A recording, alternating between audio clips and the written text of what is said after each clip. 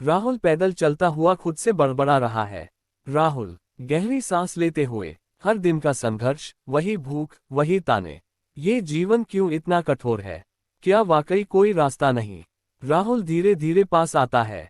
राहुल, बाबा, आप ध्यान में हैं। साधु आंखें खोलते हैं। ध्यान ही जीवन का असली भोजन है, बालक। भूख से पहले मन को तृप्त करो। राहुल, आप बुद्ध को जानते हैं। उन्होंने क्या रास्ता बताया था दुख से निकलने का? साधु मुस्कुराते हैं, आकाश की ओर देखते हैं। साधु, बुद्ध, वे केवल नाम नहीं थे, वे एक जीवित प्रकाश थे।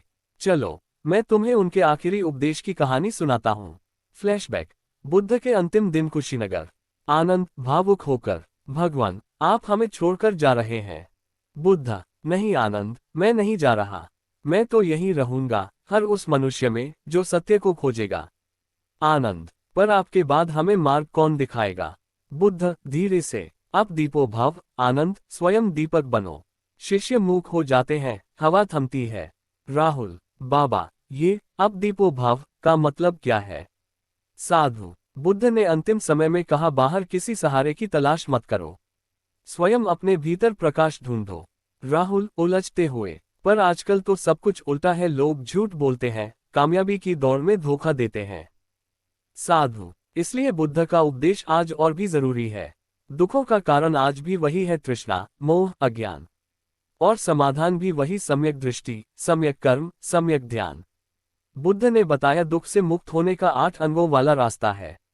सम्यक दृष्टि, सच्चाई को देखना। सम्यक संकल्प, सही इरादे रखना। सम्यक वाणी, झूठ और कटु शब्दों से बचना। सम्यक कर्म, हिंसा और चोरी न करना। सम्यक आजीविका, ईमानदारी की कमाई। सम्यक प्रयास, गलत प्रवृत्तियों से संघर्ष। सम्यक स्मृति, जागरूकता में जीना। सम्यक ध्यान, मन को केंद्रित करना।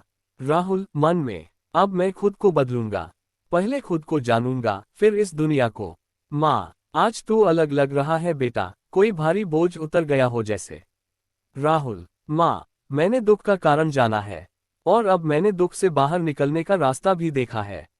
गांव का बूढ़ा। राहुल अब सुबह ध्यान करता है, सबकी मदद करता है, जैसे वो कोई और हो गया हो।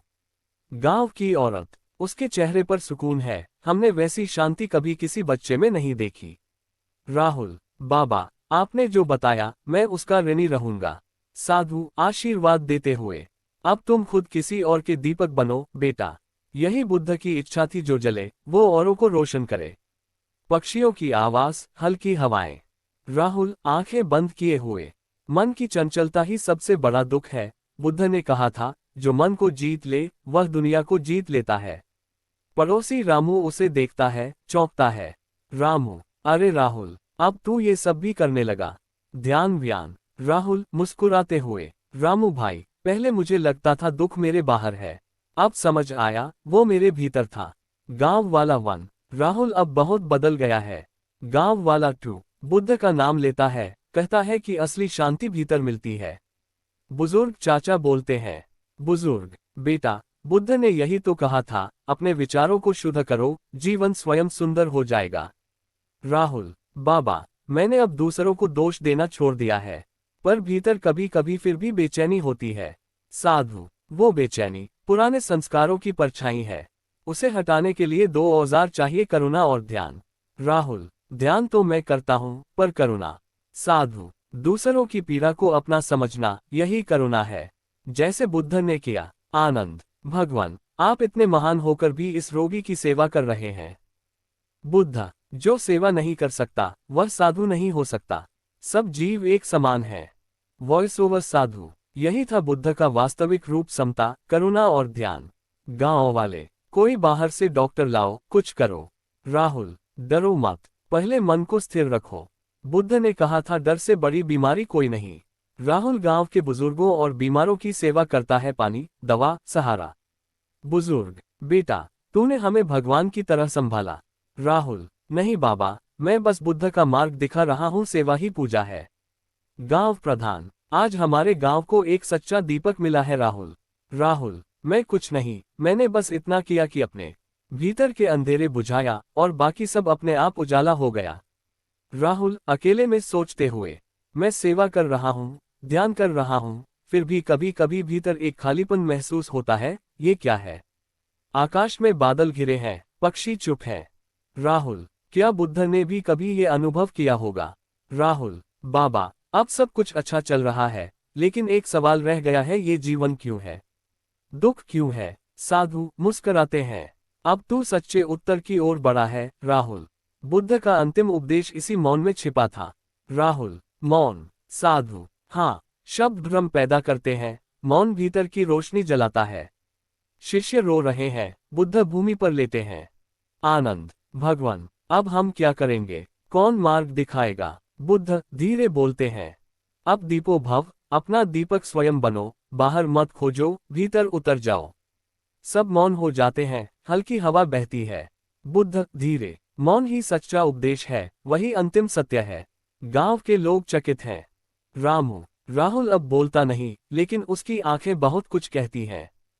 बच्चा, माँ, जब राहुल भैया पास होते हैं तो डर नहीं लगता। बैकग्राउंड में शांत संगीत, राहुल ध्यान में डूबा है, लोगों की मदद करता है बिना बोले।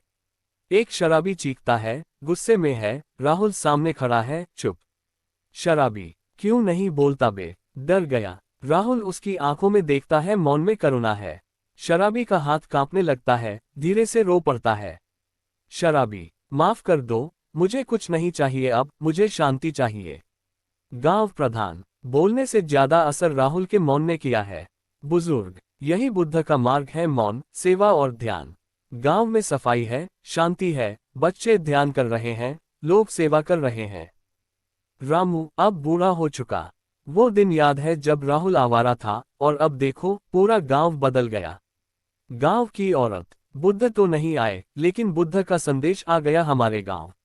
संदीप, गुरुदेव, क्या बुद्ध का रास्ता इतना आसान है? राहुल, नहीं, आसान नहीं, लेकिन सीधा है। बुद्ध ने कहा जागो, अभी, इसी क्षण। बस यही है मुक्ति। संदीप, तो क्या दुख हमेशा रहेगा? राहुल, दुख रहेगा, लेकिन तुम दुख से जुड़ोगे या उसे देखने वाले बनोगे, ये तुम्हारा निर्णय है। बुद्ध शांत, चारों ओर भिक्षु, मौन छाया है। बुद्ध धीरे बोलते हुए, जो जन्मा है वह मरेगा, लेकिन जो जाग गया वह कभी नहीं मरेगा। तुम सबको छोड़कर मैं नहीं जाऊंगा। मैं तुम्हारे ध्यान, सेवा और मौन में रहूंगा। संदीप, गुरुदेव ने मुझे मौन सिखाया, सेवा सिखाई और जीवन को धर्म समझना सिखाया। आज मैं आपसे बस एक बात कहूंगा, अपने भीतर उतरिए, क्योंकि बाहर का संसार बदलता है, भीतर का सत्य शाश्वत है।